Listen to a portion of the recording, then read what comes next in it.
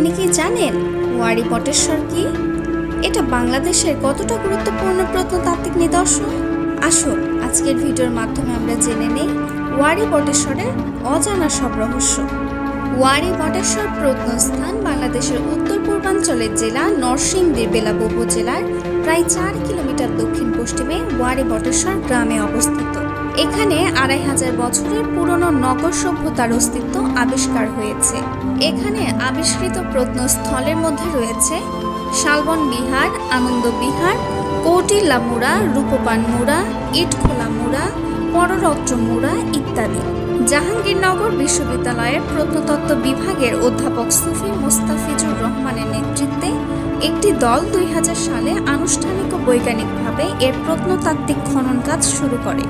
ওয়ারী বটেশ্বরে আবিষ্কৃত উল্লেখযোগ্য নিদর্শনাদির মধ্যে রয়েছে স্বল্প মূল্যবান পাথরের পুঁতি, রূপার নৌকা, মাছ ও সূর্যের ছাপযুক্ত মুদ্রা, রোলেটেড মৃৎপাত্র, লোহার হস্তকুঠার, বর্ষা, তীরের মাথা, চাকু, ব্রোঞ্জ অশ্ব, ব্রোঞ্জ গরু, পোড়ামাটির ফলক, পোড়ামাটির নিক্ষেপণাস্ত্র ও শিব নৈবেদ্য পাত্র ইত্যাদি। আপনি যদি আমাদের পরবর্তী ভিডিও পেতে চান তাহলে অবশ্যই আমাদের চ্যানেলটি সাবস্ক্রাইব করে আমাদের পাশে থাকবেন।